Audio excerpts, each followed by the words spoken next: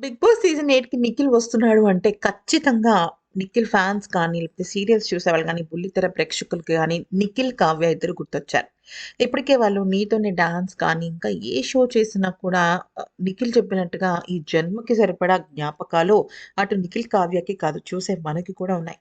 అంటే 'కని' అని చాలామంది, నిఖిల్, కావ్య అని ఎంతోమంది ఈ చక్కని జంటని ఇష్టపడ్డారు.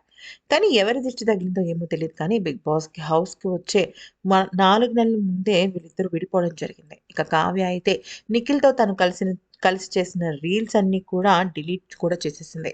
ఈ క్రమంలో గనుక మనం చూసుకున్నట్టయితే పృథ్వీకి, సోనియాకి, అలాగే యష్మికి ముగ్గురికి కూడా తన గురించి చెప్పి బాధపడడం జరిగింది. అయితే బిగ్ బాస్ హౌస్ నుంచి పృథ్వీ బయటకొచ్చిన తర్వాత అసలు పరిస్థితి ఏంటి అని మొత్తం అంతా కూడా యష్మి పృథ్వీకి చెప్పింది. అంటే కావ్య ఇంకా నిఖిల్‌ని అర్థం చేసుకోలేదని.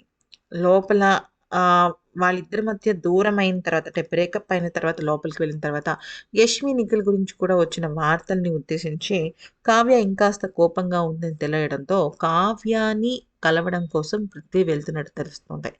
అయితే కావ్యాన్ని కలవడం కోసం పృథ్వీ ఒక్కడే కాదు ఇంకా తన ఫ్రెండ్స్ చాలా మందిని కలిసి తీసుకెళ్తున్నాడు. అంటే ఏంటంటే ఇక్కడ మ్యాటర్ అసలు పృథ్వీ ఏం జరిగింది అనేది కన్వే చేయడం కోసం వెళ్తున్నాడనమాట. అంతేకాకుండా లోపల నిఖిల్ మిమ్మల్ని చాలా మిస్ అవుతున్నాడని, ఎంతో బాధపడుతున్నాడని, మీరు కలిసి కూర్చొని మాట్లాడండని, తను అంటే మీరు గ్రాండ్ ఫినాలేకి వస్తే గ్రాండ్ ఫినాలేలో ఖచ్చితంగా నిఖిల్ ఉంటాడు ఫినాలే కదా!